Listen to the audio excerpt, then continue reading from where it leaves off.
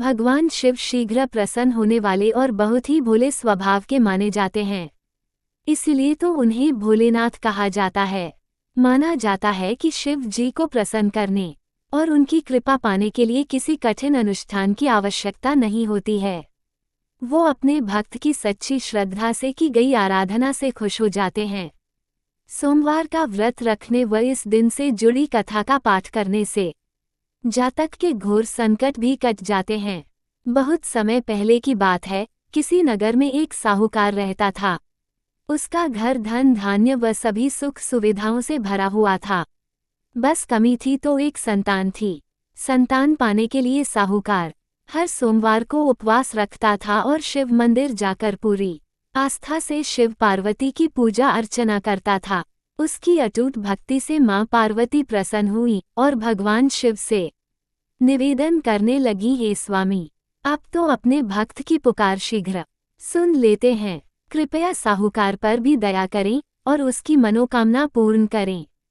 माता पार्वती की विनती सुनकर भगवान शिव कहने लगे, हे देवी, हर प्राणी को अपने अच्छे बुरे दोनों कर्मों का फल भोगना ही पड़ता है।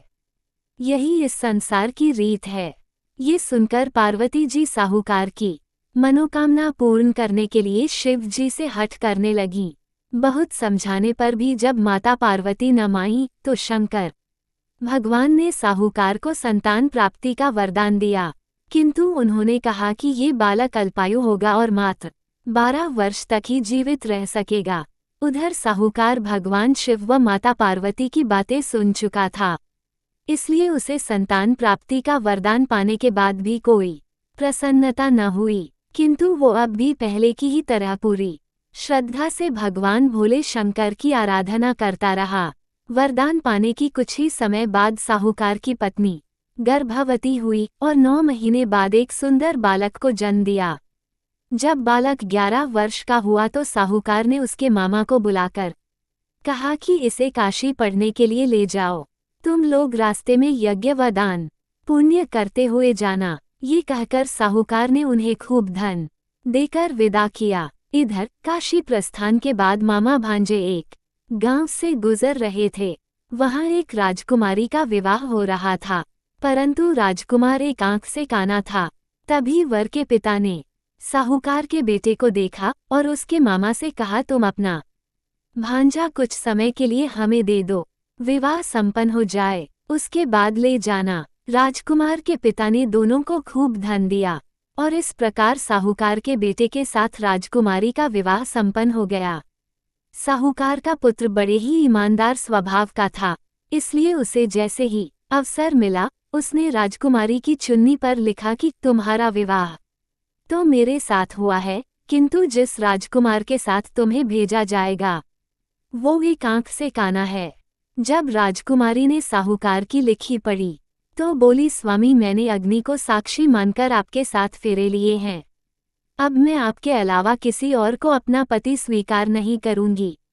पत्नी की बात सुनकर साहूकार के बेटे ने कहा, ऐसा मत कहो, मैं अल्पायु हूँ। कुछ ही दिन में 12 वर्ष की आयु होते ही मेरी मृत्यु निश्चित है। लेकिन पत्नी ने कहा, जो भी मेरे भाग्य में लिखा होगा वो मुझे स्वीकार है। राजकुमारी ने ये बात अपने माता पिता को बताई। इस पर राजा बहुत क्रोधित हुए और उन्होंने अपनी पुत्री को उस राजकुमार के साथ विदा किए बिना ही बारात वापस लौटा दी। उधर साहूकार का बेटा व उसके मामा काशी पहुँचे। वहां जाकर दोनों ने कई यज्ञ अनुष्ठान किए और साहूकार के बेटे ने विद्या ग्रहण करना शुरू किया। जिस दिन बालक 12 वर्ष का हुआ उस दिन भी मामा भांजे दोनों यज्ञ करने जा रहे थे, किंतु अचानक साहूकार के बेटे की तबीयत बिगड़ने लगी। उसने अपने मामा से कहा, मामा, मेरी तबीयत कुछ ठीक नहीं लग रही है। ये सुनकर मामा ने उसे अंदर जाकर आराम करने को कहा।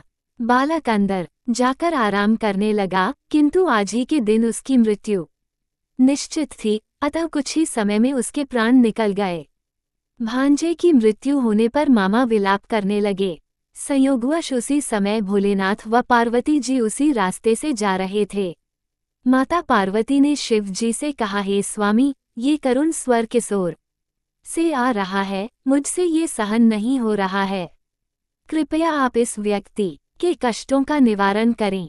माता पार्वती की विनती सुनकर जब भगवान शिव मृत बालक के पास पहुंचे तो देखा कि ये तो उसी साहूकार का पुत्र है जिसका जन्म मेरे वरदान स्वरूप हुआ था, और अब इसका जीवन पूरा हो चुका है।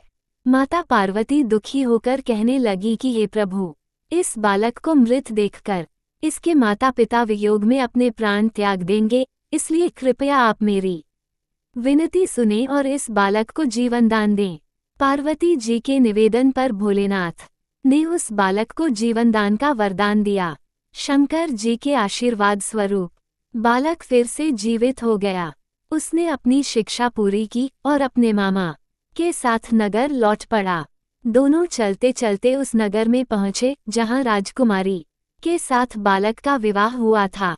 वहां पहुंचकर उन्होंने एक यज्ञ का आयोजन किया जिसमें उस नगर के राजा यानी राजकुमारी के पिता भी शामिल हुए। उन्होंने साहूकार के बेटे को देखते ही पहचान लिया और महल में ले जाकर उसका खूब आदर सत्कार किया। इसके बाद राजा ने अपनी पुत्री को बालक के साथ विदा कर दिया। इधर साहूकार पति पत्नी कई दिनों से भूखे प्यासे रहकर बेटे के वापस आने की राह देख रहे थे। उन्होंने निश्चय किया था कि यदि उनके बेटे की मृत्यु हो जाएगी तो वो भी प्राण त्याग देंगे। लेकिन उसी रात भगवान भोलेनाथ साहूकार के सपने में आए और कहा, हे साहूकार, मैंने तेरे सोमवार के व्रत करने और व्रत कथा सुनने से प्रसन्न होकर तेरे पुत्र को पुनः जीवनदान दे दिया है। बेटे के जीवित होने का समाचार पाकर दंपत्ति बहुत खुश हुए और भगवान शिव पार्वती को बारंबार प्रणाम किया।